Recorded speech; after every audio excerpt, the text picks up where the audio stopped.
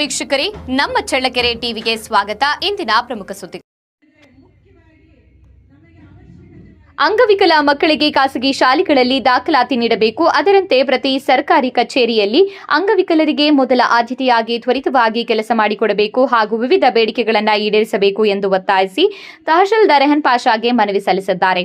ಅವರು ನಗರದ ಪ್ರವಾಸಿ ಮಂದಿರದಿಂದ ವಾಲ್ಮೀಕಿ ವೃತ್ತ, ಅಂಬೇಡ್ಕರ್ ವೃತ್ತದ ಮೂಲಕ ತಾಲೂಕು ಕಚೇರಿಗೆ ತ್ರಿಚಕ್ರ ವಾಹನದ ಮೂಲಕ ಪ್ರತಿಭಟನೆ ನಡೆಸಿದ ವಿಕಲಚೇತನರು ತಹಶೀಲ್ದಾರ್ಗೆ ಮನವಿ ಸಲ್ಲಿಸಿ ಆಕ್ರೋಶ ವ್ಯಕ್ತಪಡಿಸಿದ್ದಾರೆ. ಇನ್ನು ಅಂಗವಿಕಲರ ತಾಲೂಕು ಘಟಕ ಚಳ್ಳಕೆರೆಯ ಒಕ್ಕೂಟ ಬೇಡಿಕೆಗಳಾದ ಅಂಗವಿಕಲರಿಗೆ ನಿವೇಶನಗಳು ಕೊಡುವುದು, ಅಂಗವಿಕಲರ ಸಭೆಯ ಸಮಾರಂಭಗಳ ವಿಷಯಗಳ ಬಗ್ಗೆ ಚರ್ಚೆ ಮಾಡುವುದಕ್ಕೆ ಒಂದು ಕೊಠಡಿ ಕೊಡುವುದು, ಅಂಗವಿಕಲರ ಕುಂದುಕೊರತೆಗಳ ಬಗ್ಗೆ ಹಾಗೂ ನಮಗೆ ತಿಂಗಳಿಗೊಮ್ಮೆ ಸಭೆಗಳಿಗೂ ಹಾಗೂ ರಾಷ್ಟ್ರೀಯ ಹಬ್ಬಗಳಿಗೆ ಅಂಗವಿಕಲರ ತಾಲೂಕು ಘಟಕ ಪದಾಧಿಕಾರಿಗಳನ್ನು ಆಹ್ವಾನಿಸಬೇಕು, ಅನುದಾನಿತ ಖಾಸಗಿ ಶಾಲೆಗಳ ಅಂಗವಿಕಲರ ಮಕ್ಕಳಿಗೆ ಉಚಿತ ಶಿಕ್ಷಣ ನೀಡಬೇಕು, ಅಂಗವಿಕಲರ ಮಾಸಾಶನ ತಿಂಗಳಿಗೊಮ್ಮೆ 10ನೇ ತಾರೀಕಿಗೆ ನೀಡಬೇಕು, ನಿಮ್ಮ ಎಲ್ಲ ಕಚೇರಿಗಳು ಹಾಗೂ ಇತರೆ ಎಲ್ಲ ಅಧಿಕಾರಿಗಳು ನಮಗೆ ಸ್ಪಂದಿಸಬೇಕು ಎಂದು ತಮಗೆ ಮೊದಲ ಆದ್ಯತೆ ನೀಡಬೇಕು. ಯೋಜನೆಗಳಲ್ಲಿ ವಿವಿಧ ಗ್ರಾಮ ಪಂಚಾಯಿತಿ ಉದ್ಯೋಗ ಮತ್ತು ನಿರುದ್ಯೋಗ ಭತ್ಯೆ ಕೊಡಬೇಕು ಎಂದು ಒತ್ತಾಯಿಸಿದ್ದಾರೆ. ಇದೇ ಸಂದರ್ಭದಲ್ಲಿ ಶಿವಕುಮಾರ್ ಎಂಎಸ್, ರೂಪಾದೇವಿ, ಕಾರ್ಯದರ್ಶಿ ಮಂಜಣ್ಣ, ಉಪಾಧ್ಯಕ್ಷರು ರಾಧಾ, ಪ್ರಧಾನ ಕಾರ್ಯದರ್ಶಿ ಲೋಕ, ಸಲಹಾ ಸಮಿತಿ ಬೀರೇಶ್, ಸಹಾಯಕ ಕಾರ್ಯದರ್ಶಿ ನಾಗರಾಜ್, ಸಂಘಟನಾ ಕಾರ್ಯದರ್ಶಿ ಶಿವಶಂಕರ್, ಸಲಹಾ ಸಮಿತಿ ಸಿದ್ದಪ್ಪ, ಸಂಚಾಲಕರು ಪ್ರಕಾಶ್, ಸಹ ಸಂಚಾಲಕರು ವಾಸಿಂ, ಸಲಹಾ ಸಮಿತಿ ಬೊಮ್ಮಣ್ಣ, ಸಂಘಟನಾಕಾರರಾದ ವೀರಣ್ಣ, ಗೌರವಾಧ್ಯಕ್ಷರು ನಾಗರತ್ನಮ್ಮ, ಪಾಪಣ್ಣ, ರೇಷ್ಮೆ ಬಾನು, ತಿಪ್ಪೇಸ್ವಾಮಿ, ಮುಕ್ಕಣ್ಣ ಇತರರು ಹಾಜರಿದ್ದರು.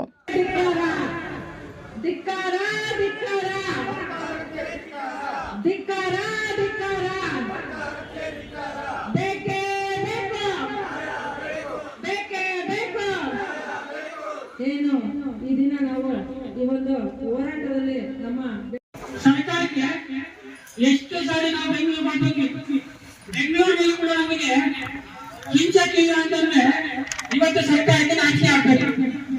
ಯಾಕಂದ್ರೆ ನನ್ನ ಮಾಧ್ಯಮದ ಸ್ನೇಹಿತರು ಹೇಳ್ತಾ ಇದ್ರು, ಮಂಜುನಾಥ್ ಏನಪ್ಪಾ ಚೈತನ್ಯ ಪ್ರತಿಭಟನೆ ಇದ್ದಾರೆ, ಅವರು ನಮ್ಮ ಪ್ರತಿಭಟನೆಯನ್ನ ಬಹಳ ಯಶಸ್ವಿಗೊಳಿಸಬೇಕು, ತಮ್ಮ ಸರ್ಕಾರಕ್ಕೆ ಮುಟ್ಟಿಸಬೇಕು ಅಂತ ಹೇಳಿ ನಾನು ಎಲ್ಲಾ ಮಾಧ್ಯಮದ ಪತ್ರಿಕಾ ಮಿತ್ರರಿಗೂ ಮಂಜುನಾಥ್ ಅಂತ ಹೇಳ್ಬಿಟ್ಟು ಒಂದು ಘೋಷಣೆ.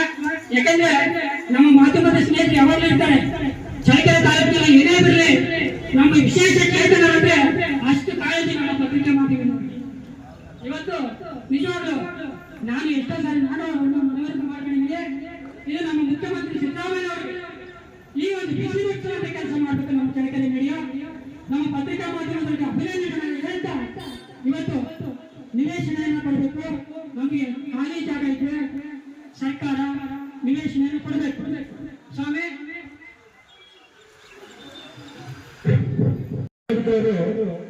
ಯಾವುದೇ ಕಚೇರಿಗೆ ಯಾವುದೇ ಆಫೀಸ್ಗಳಿಗೆ ನಾವು ಕೇಂದ್ರ ಆಫೀಸಲ್ಲಿ ಕೇಳ್ತೇವೆ, ಇದೇ ಕಾರ್ಯಕ್ರಮ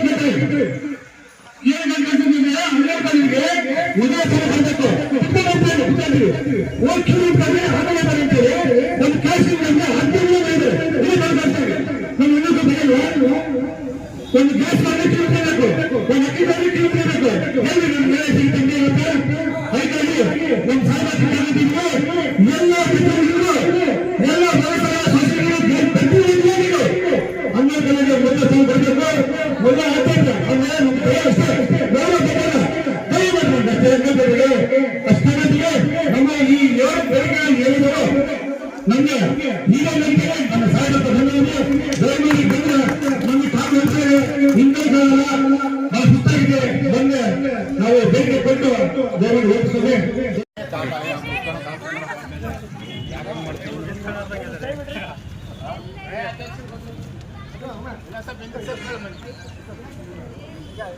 ಈ ಒಂದು ಹೋರಾಟದ ಮುಖಾಂತರ ಹೋರಾಟ ಮಾಡೋದಕ್ಕೆ ಮುಖ್ಯವಾಗಿ ಉದ್ದೇಶ ಏನಂತ ಹೇಳಿದ್ರೆ, ನಮ್ಮ ಬೇಡಿಕೆಗಳಲ್ಲಿ ಮುಖ್ಯವಾಗಿ ಅವಶ್ಯಕತೆ ಆಗಿದಂತ ಬೇಡಿಕೆಗಳಾದಂತ ಈ ಮಾಸಾಶನ ಸುಮಾರು ವಿಕಲಚೇತನರಿಗೆ 1 ವರ್ಷದಿಂದ ಮಾಸಾಶನ ತುಂಬಾ ಅನಿವಾರ್ಯವಾಗಿದೆ ಇವತ್ತಿನ ದಿನ. ಹಾಗೆ ನಮ್ಮ ಸ್ನೇಹಿತರು ಹೇಳ್ತಾ ಇದ್ರು, ಬೀದಿಯಲ್ಲಿ ಭಿಕ್ಷೆ ಬೇಡ ಅಂತ ಪರಿಸ್ಥಿತಿ ಬಂದಿದೆ. ಅಂಗವಿಕಲರ ಮಾಸಾಶನ್ನೇ ನಂಬಿಕೊಂಡು ಜೀವನ ಮಾಡುವಂತ ವಿಕಲಚೇತನರು ಇರೋದ್ರಿಂದ ಮಾನ್ಯ ತಹಸೀಲ್ದಾರ್ ಸಾಹೇಬ್ರವರು ಈ ಒಂದು ಮಾಸಾಶನಕ್ಕೆ ಹೆಚ್ಚು ಒತ್ತು ಕೊಟ್ಟು ಗಮನ ಕೊಟ್ಬಿಟ್ಟು ಈ ಒಂದು ಮಾಸಾಶನವನ್ನ ಕ್ಲಿಯರ್ ಮಾಡ್ಬೇಕು ಅಂತ ಹೇಳ್ಬಿಟ್ಟು ಒಂದು ಮನವಿ ಕೇಳ್ಕೊಳ್ತೀನಿ. ಅದೇ ರೀತಿಯಾಗಿ ಅಂಗವಿಕಲರಿಗೆ ನಿವೇಶನಗಳ ಕೊಡುವುದರ ಬಗ್ಗೆ, ಅಂಗವಿಕಲರೆಯ ಸಭೆ ಸಮಾರಂಭಗಳ ವಿಷಯಗಳ ಬಗ್ಗೆ ಚರ್ಚೆ ಮಾಡುವುದಕ್ಕೆ ನಮಗೆ ಒಂದು ಕೊಠಡಿ ಭವನ ಕೊಡುವುದರ ಬಗ್ಗೆ, ನಮ್ಮ ಅಂಗವಿಕಲರ ಕುಂದುಕೊರತೆಗಳ ಬಗ್ಗೆ ಹಾಗೂ ನಮಗೆ ತಿಂಗಳಿಗೊಮ್ಮೆ ಸಭೆಗಳಿಗೂ ಹಾಗೂ ರಾಷ್ಟ್ರೀಯ ಹಬ್ಬಗಳಿಗೆ ಅಂಗವಿಕಲರ ತಾಲೂಕು ಘಟಕದ ಪದಾಧಿಕಾರಿಗಳನ್ನು ಆಹ್ವಾನಿಸಬೇಕು. ಇದು ಮುಖ್ಯವಾಗಿ ಯಾಕೆಂದ್ರೆ ಈ ಸರಿ ನಮ್ಮ ವಿಕಲಚೇತನ ದಿನಾಚರಣೆಯನ್ನೇ ನಮ್ಮ ಕರ್ನಾಟಕ ಸರ್ಕಾರ ಮರ್ತಿತ್ತು. ಆವತ್ತು 3ನೇ ತಾರೀಕಿನ ದಿನ, ಡಿಸೆಂಬರ್ 3ನೇ ತಾರೀಕಿನ ದಿನ ಯಾರೂ ಸಹ ಅದನ್ನ ಆಚರಣೆ ಮಾಡಲಿಲ್ಲ. ದಯವಿಟ್ಟು ಜಿಲ್ಲಾ ಮಟ್ಟದಲ್ಲಿ, ತಾಲೂಕು ಮಟ್ಟಗಳಲ್ಲಿ ಸಮೇತ ಸಭೆ ಸಮಾರಂಭಗಳಲ್ಲಿ ನಮ್ಮ ವಿಕಲಚೇತನರ ದಿನಾಚರಣೆಯನ್ನು ಒಳಗೊಂಡು ಇತರೆ ವಿಶೇಷ ದಿನಗಳಲ್ಲಿ ನಮ್ಮ ವಿಕಲಚೇತನರನ್ನ ಆಹ್ವಾನ ಮಾಡಬೇಕು ಅನ್ನೋದು ಒಂದು ಮನವಿ ಇದೆ. ಅದೇ ರೀತಿಯಾಗಿ ಅನುದಾನಿತ ಖಾಸಗಿ ಶಾಲೆಗಳ ಅಂಗವಿಕಲರ ಮಕ್ಕಳಿಗೆ ಉಚಿತ ಶಿಕ್ಷಣ ನೀಡಬೇಕು. ಏನು ಅನುದಾನಿತ ಶಾಲೆಗಳಿವೆ ಆ ಶಾಲೆಗಳಲ್ಲೂ ಸಹ ನಮ್ಮ ಏನು ಮೀಸಲಾತಿ ಇದೆ ಆ ಮೀಸಲಾತಿ ಪ್ರಕಾರ ನಮ್ಮ ವಿಕಲಚೇತನರ ಮಕ್ಕಳಿಗೆ ಶಿಕ್ಷಣಕ್ಕೆ ಸಹಕಾರ ನೀಡಬೇಕು. ಅಂಗವಿಕಲರ ಮಾಸಾಶನ ತಿಂಗಳಿಗೊಮ್ಮೆ 10ನೇ ತಾರೀಕು ನೀಡಬೇಕು.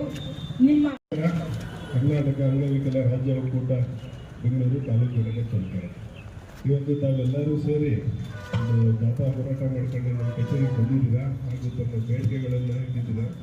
ಆ ಕೊಟ್ಟರ ಮನವಿಯನ್ನು ನಾನು ಗೌರವಪೂರ್ವಕವಾಗಿ ಸ್ವೀಕರಿಸಿದ್ದೀನಿ. ಇದರಲ್ಲಿ ತಮ್ಮ ಮನವಿಗಳಿದ್ದಾರೆ, ಅಂಗವಿಕಲರಿಗೆ ನಿವೇಶನ ಕೊಡುವುದರ ಬಗ್ಗೆ ಅಂತೇಳಿ. ಇದನ್ನು ನಾನು ನಮ್ಮ ಜಿಲ್ಲಾಧಿಕಾರಿಗಳು ಮತ್ತು ಶಾಸಕರ ಜೊತೆಗೆ ಮಾತಾಡ್ತೀನಿ ನಾನು ಇದ್ರ ಬಗ್ಗೆ.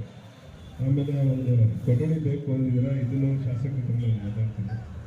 ಆಮೇಲೆ ನೀವು ತಿಂಗಳಿಗೊಮ್ಮೆ ರಾಷ್ಟ್ರೀಯ ಹಬ್ಬಗಳಿಗೆ ಅಂಗವಿಕಲರ ತಾಲೂಕು ಘಟಕದ ಪದಾಧಿಕಾರಿಗಳಿಗೆ ಆಹ್ವಾನಿಸಬೇಕು ಅಂತ ಈಗಲೇ ನಮ್ಮ ಆಫೀಸಲ್ಲಿ ನಮ್ಮ ಶ್ರೀನಿವಾಸ್ ಇದ್ದಾರೆ. ಈಗಲೇ ಹೇಳ್ತಾ ಇದ್ದೀನಿ ನಾನು, ಆ ವಾಟ್ಸಪ್ ಗ್ರೂಪ್ ಇದೆ, ವಾಟ್ಸಪ್ ಗ್ರೂಪಲ್ಲಿ ತಮ್ಮ ಸಂಘದ ಯಾರು ಪದಾಧಿಕಾರಿಗಳಿದ್ದೀರೋ ಅದ್ರ ಯಾರ್ದಾದ್ರೂ ಒಂದು ನಂಬರ್ ಕೊಡಿ. ಆ ವಾಟ್ಸಪ್ ಗ್ರೂಪಲ್ಲಿ ತಮಗೆ ಒಂದು ಆಹ್ವಾನ ಬರುತ್ತೆ. ಆಮೇಲೆ ಪ್ರೈವೇಟ್ ಸ್ಕೂಲಲ್ಲಿ ಉಚಿತ ಶಿಕ್ಷಣ, ಇದು ಇವಾಗ ನಾನು ಮಾತಾಡ್ತೀನಿ.